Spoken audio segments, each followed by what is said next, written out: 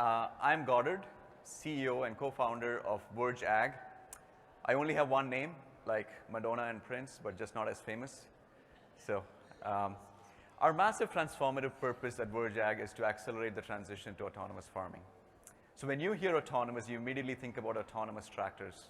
I hate to break this to you, besides some machine awareness issues and perfecting self-driving capability, the real problems that autonomous need to address are around how do farmers continue to make operational decisions? How do we reduce emissions? And how do we continue to improve the long-term value of our soil? So our focus is to build technology that allows operational control back to the farmer's hands.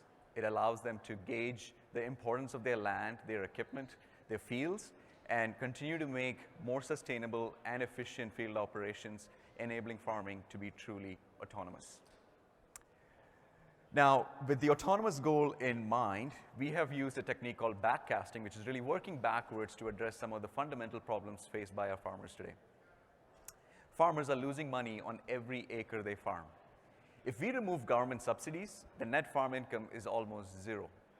A recent study done by the Government of Canada showed that input costs consumed about 95% of farm revenue since 1985, leaving farmers with just 5%.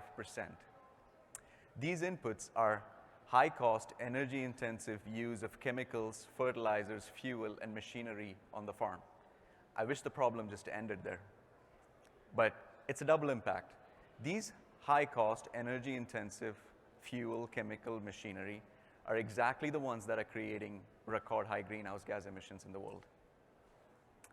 Let's wait and think about that for a moment, right? You have a net income crisis that's leading to a climate crisis. And as Albert Einstein famously warned, the significant problems cannot be solved by the same thinking that's created them. Which is why we, Verge Ag, has collaborated with the Digital Technology Supercluster and some of the brightest minds in modern ag tech. We have Terramera as part of the consortium, and you've just heard from Kim the great work they're doing on regenerative practices. We have iOpen Technology that's bringing in GIS expertise and helping us digitize agriculture. We have Quantatech, who are viewing this from a completely different lens of controlled environment farming. How do we reduce emissions, improve food traceability, reduce food insecurity through controlled environment farming? And we have graduate students and professors from Simon Fraser University that are really focusing on exposing artificial intelligence algorithm, computer vision, and machine learning on the data sets that we're collecting so that it can create a meaningful value. Now, through the collaborative framework of the Digital Technology Supercluster, we were able to actually put together this team. I wish I knew all of these companies before, but really the Supercluster helped us establish this team, which is great for a startup like us because no one really knows us. And that is why the ecosystem of partners that include both government and industry that the Supercluster has put together has helped us form this team. This is an $11 million project with co-investment from the Supercluster. And we have also leveraged this funding to go raise our Series A, which has now doubled our growth capital.